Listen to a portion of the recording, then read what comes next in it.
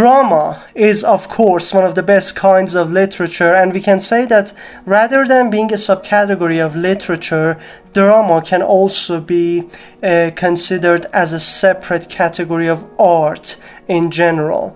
But the bitter fact and the disappointing fact about drama is that the most influential effect of drama is when only it is performed live on the stage, but this is not always available these days, so this creates a problem and challenge for the readers.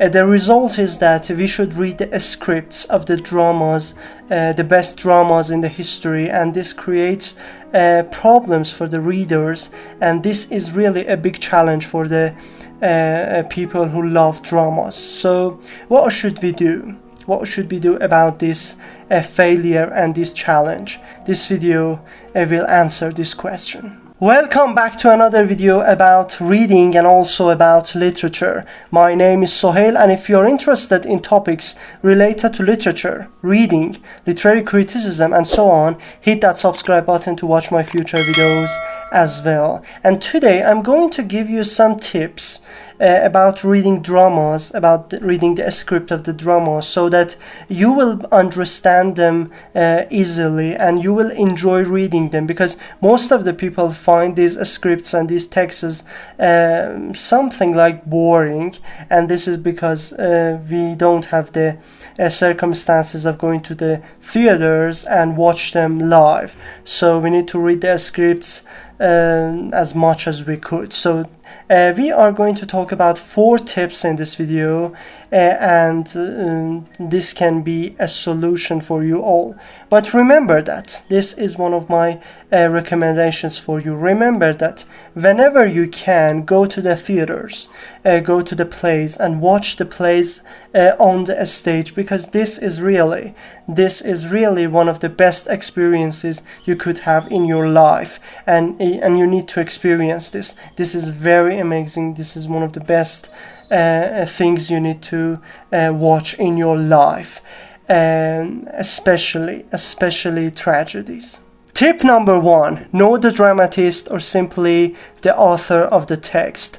Reading drama and reading plays without knowing the author is also a good approach, but for the professionalists and also literary critics in literature, and not for the common readers. The common readers must know about the author before entering the text. Just try to find some information about his or her life, his styles of writing, his and also the movements he belonged to, the years he lived, and the country he belongs to, and these information can help you in entering the text. You can use YouTube, Google, other website, books and articles to read about the author of the text, and then you know what you're going to face when you open the pages of that play, and this will help you a lot. This will be a turning point in your understanding of that play.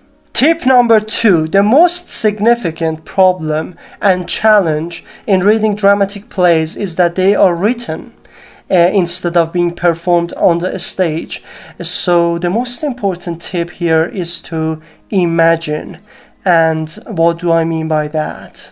Since the play is not on the stage, so we should read it on papers, and hence we should imagine that we are in a theater and characters are playing in front of us. And this power of imagination is very important while you are reading the dramatic plays. And don't worry about it, because the author will give you the enough information you need. For example, the time, the stage, the atmosphere, the characters, the clothes, the objects on the stage, the characters entering and also leaving the stage. The author will provide all informations for you in the script. So you need to imagine. And when you imagine the theater and when you imagine the play being performed in front of you on the stage, then you will understand it completely and you won't get bored. Tip number 3, which is also one of the most important tips in dealing with dramatic plays, is to ask yourself some questions about the play in the middle of your readings to check that you are doing great. For example, you can ask, what is the topic? Who is the main character? What is happening right now? Who speaks to whom? This is also one of the most important questions. What characters are dealing with each other?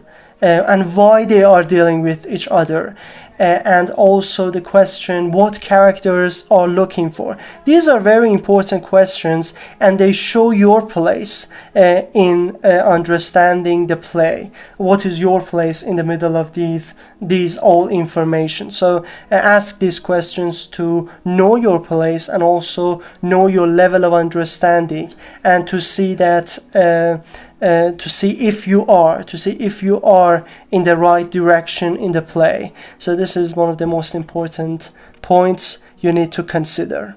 Tip number 4, which is also the last tip to consider, is that dramatic plays are short texts, so you need to read them in 1 or 2 sittings. You should not stop reading dramatic plays for multiple times because it's more likely to forget the plot of the story. So try to finish it in 1 sitting, and then you will think about it and you will enjoy reading it. Remember that dramatic plays are divided into acts, and acts are divided themselves to scenes. So if you want to leave the text for one time and go and then come back and read it, try to leave it when you finish 1 act, not scene, because you need to finish 1 act which is a well-structured partition, and then go to another act. So don't stop your reading after a scene. Stop your reading after an act. So in this way you will miss much less of the story of the dramatic play. But again, I refer to that fact, and I recommend you to read it in 1 sitting. Thank you guys for watching this video, and I hope that this was a good answer for those of you who find reading dramatic plays complex to deal with. Be sure to subscribe my channel for more videos like this. Thanks for your attention and take care.